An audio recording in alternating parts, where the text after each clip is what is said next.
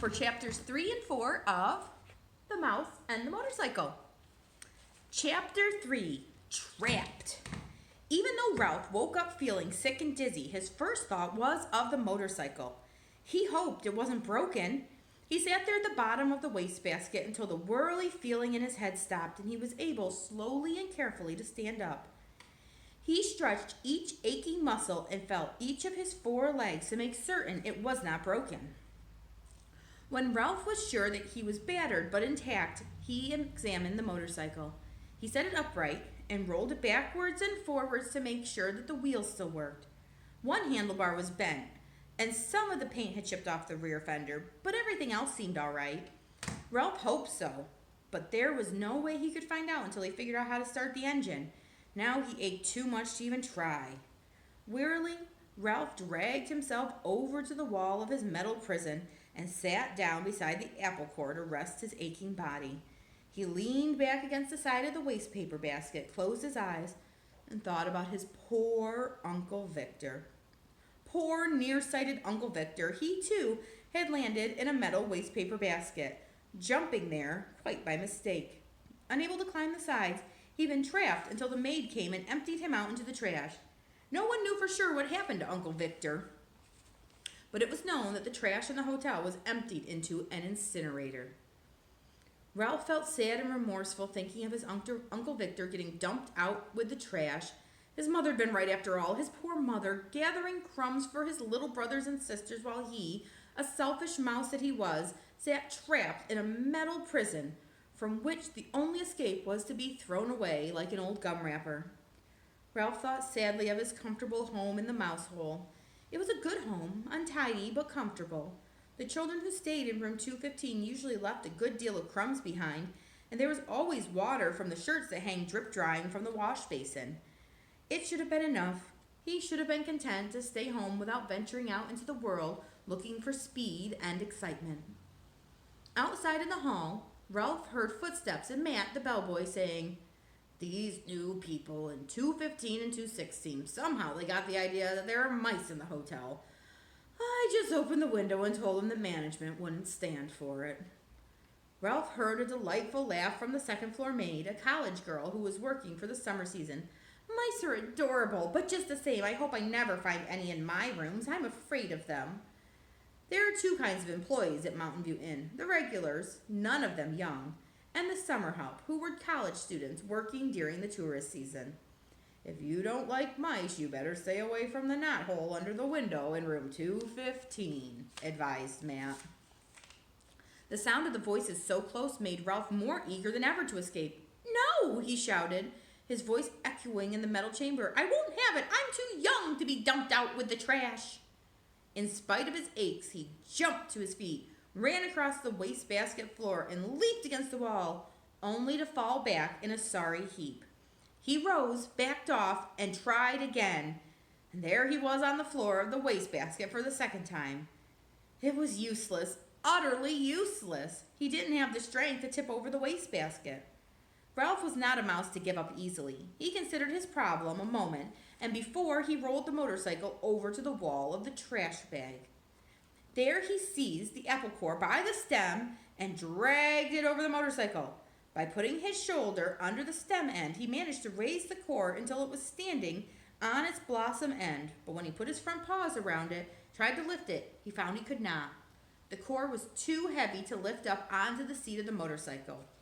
Ralph was disappointed, but when he stopped to think it over, he saw that even if he could manage to get the apple core on top of the motorcycle, it still wouldn't be high enough to allow him to climb out of the wastebasket. Bruised and defeated, Ralph dropped the core and decided he might as well be thrown out with the trash on a full stomach instead of an empty one. He took a bite of the apple and felt a little better. It was the best food he'd eaten in several days, juicy and full of flavor, and much better than the damp crumbs left by the guests that were last here. He took several more bites and settled down to a hearty meal, saving the seeds for dessert. 2 scouts appeared on the rim of the wastebasket. "Go away," Ralph said crossly, because he didn't like to eat food crawling with ants, and because it embarrassed him to be in such a predicament. The ants left as silently as they had come. When Ralph had eaten his fill of the apple, he curled up beside the core. He only hoped that someone might happen to drop a Kleenex over him. It was bad enough to be carried to one's doom in a wastebasket. To be carried to one's doom by a shrieking maid was unthinkable.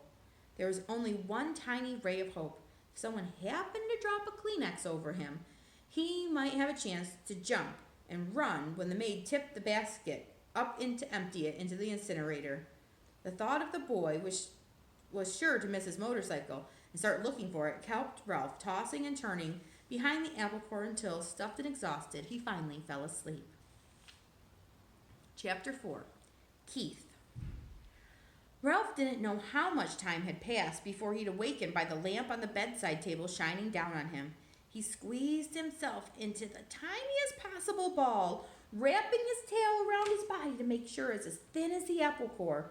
"My motorcycle!" shouted the boy. The very first thing. "Somebody stole my motorcycle!" "Oh," thought Ralph, "it won't be long now." "Nobody stole your motorcycle," answered the boy's mother from 216. "It's around someplace. You just mislaid it. You can find it in the morning. You better get ready for bed now."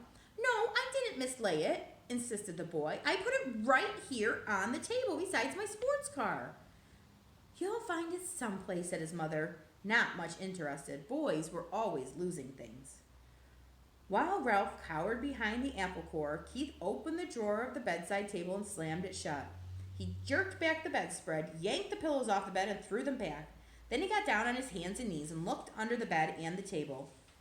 Ralph wrapped his tail more tightly around his body. "Here it comes," he thought.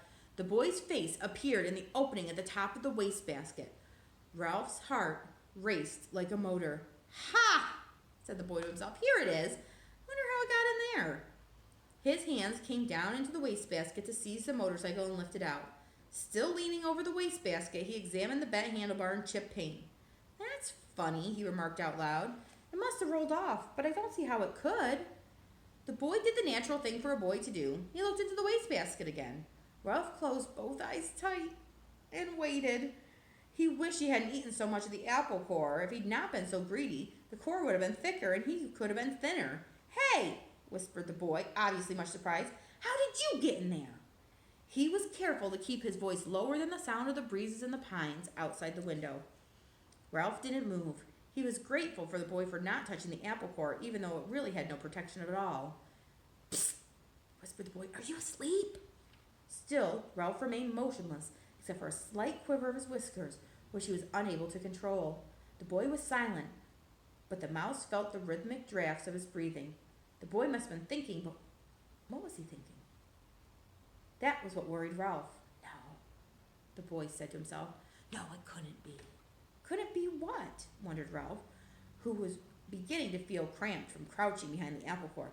"Hey, wake up," whispered the boy, and that was the last thing Ralph wanted to do. "Come on," pleaded the boy. "I won't hurt you." Ralph considered. After all, what did he have to lose? If he stayed in the wastebasket, he was almost certain to get dumped into the incinerator. He might as well come out from behind the core. And if he did, it might find some opportunity to escape. Cautiously, he moved his head from his paws and opened one eye. The boy was smiling down at him. Encouraged, Ralph opened the other eye and lifted his head. "That's the stuff," encouraged the boy. "Now come on, tell me, did you or did you not ride my motorcycle off the bedside table?" That took Ralph by surprise. He'd not expected the boy to guess what happened. "Yes, I guess you might say I did," confessed Ralph, rubbing his aching muscles. "I thought so." Neither the mouse nor the boy was the least bit surprised that they could understand each other. Two creatures who shared a love of motorcycles naturally spoke the same language. "That must have been some accident. Did it hurt much?" "Oh, some," answered Ralph with a display of bravado. "Anyway, I didn't exactly ride it. I really coasted off. The telephone rang and it startled me. Now, how about getting me out of here?" "Just a minute," said the boy. "How did you get up there in the first place?" "I climbed, stupid, on the telephone cord." Ralph instantly regretted his rudeness. He'd better watch his tongue if he expected any help in escaping from the wastebasket. "Oh, of course," said the boy apologetically. "I should have thought of that myself." And at that moment, there came a quick knock on the door of room 215 and the rattle of the key. "Help!" cried Ralph. "The maid! Don't let her see me!" Before the boy could do anything, the maid burst into the room. "Oh, excuse me." She seemed surprised to see a boy kneeling by the wastebasket. "I just came to turn down the bed." "It's all right," the boy said quickly. "I can do it myself. Thanks anyway." "Thank you." The maid backed out of the room. Ralph knew she was not anxious to waste time turning down the bed. As soon as she finished her duties, she would go out to the parking lot to meet the busboy, a college boy whose job was clearing tables in the dining room. Phew, that was close. The boy seemed every bit as relieved as Ralph. "I'll say," agreed the mouse. "Keith," called his mother from 216, "are you getting ready for bed?" "Sort of," answered Keith. "You better come in our bathroom and take a bath," said his mother. "Gee, Mom, do I gotta?" asked Keith. "Yes, you do," said his father. "And don't forget to brush your teeth," said his mother. "I won't," promised Keith. Then he whispered to Ralph, "You just lie low. I'll hurry and take a bath and get into bed and turn out the lights, and after Mom comes and kisses me goodnight, we can talk some more." Lay low indeed. Ralph was indignant. He couldn't lay much lower if he wanted to, and he certainly didn't want to sit around waiting to talk. He wanted to get out of the wastebasket. Once he was out, he would see about talking, but not before. Ralph could hear the boy splashing in 216's bathtub, then hastily brushed his teeth in 215's waste basin. After this, there was a sound of a suitcase being opened and closed dropped on the floor. The boy hopped into bed, and to Ralph's relief, the light was turned out. In a moment, Mrs. Gridley came in to kiss her son goodnight. "Night, Mom," said the boy, sounding as if he was already drowsy. "Good night, Keith," said his mother. "It looks as if we're going to stay here for a few days. Your father refuses to budge." "That's okay," muttered Keith, giving the impression he was almost asleep. "That's a good boy," said his mother. "You're a good sport." "Good night, son," said the boy's father from the doorway between the two rooms. Keith didn't answer. Instead, he breathed slowly and deeply and, as Ralph thought, a bit too noisily. There was no sense in overdoing things. As soon as all was quiet in the next room, the boy swung his legs out of bed, fumbled around in his suitcase, and shone a flashlight into the wastebasket. Almost blinded by the unexpected light, Ralph held up his paws over his eyes. "Hey, cut that out!" He could not remember to be polite. Sorry." The boy laid the flashlight on the bed, where the beam shone across the wastebasket rather than into it. "That's better," said Ralph. "Now, how about getting me out of here?" As an afterthought, he added, "Please?" The boy ignored the mouse's request. "How would you like to ride my motorcycle?" he asked. Ralph's heart skipped a beat like a motor missing one cylinder. A mouse-sized motorcycle really would run after all. And there was one thing for certain. Since the motorcycle really would run, the boy could not expect him to ride around the bottom of the wastebasket. "Sure!" Ralph tried to sound calm. The important thing was to get out of this prison. He braced himself, dreading the touch of the boy's hands on his fur. To Ralph's surprise, the boy did not reach in and grab him. Instead, he slowly and gently tipped the wastebasket onto his side, permitting Ralph to walk to freedom with pride and dignity. "Thanks," said Ralph, genuinely grateful for this consideration. "I believe you're okay." "I'm sure I'm okay," said the boy, setting the motorcycle down beside Ralph. "Did you think I wouldn't be?" "You can never tell." Ralph put his paws on the handlebars of the motorcycle. "It's a real beauty, even with the bent handlebar. I'm sure sorry about that." "Forget it," the boy said reassuringly. "It won't hurt much. The motorcycle will still run." Ralph threw his legs over the motorcycle and settled himself comfortably on the seat. Perfect, just perfect. The boy was obviously delighted that his motorcycle was just right for a mouse. Ralph could not have agreed more heartily. It was perfect, except for one thing. He didn't know how to start it. "Well, go on," said the boy. "Ride it." Ralph was ashamed to confess his ignorance. "I don't know how to start it," he admitted. "It's the first motorcycle I've ever had the chance to ride." "You have to make a noise," said the boy matter-of-factly. "These cars don't go unless you make a noise." The answer was so obvious, Ralph felt disgusted for himself for not knowing. He grasped the hand grips and fearfully, lest his noise be too squeaky, managed a... Sure enough, the motorcycle moved. It really and truly moved across the threadbare carpet. Ralph was so excited he promptly forgot to make the noise. The motorcycle stopped. Ralph started again. This time he remembered to keep on making the noise. He sped off into the square of moonlight on the carpet and found a good threadbare spot without any bumps. "Look out for your tail," said the boy. "Don't let it get caught in the spokes." "Thanks for reminding me," said Ralph, causing the motorcycle to stop. He started again and steered with one paw while he reached back with the other, caught up his tail, and held the tip safely against the handlebars. It was a glorious sensation, speeding around the carpet freely and noisily, and, most of all, fast.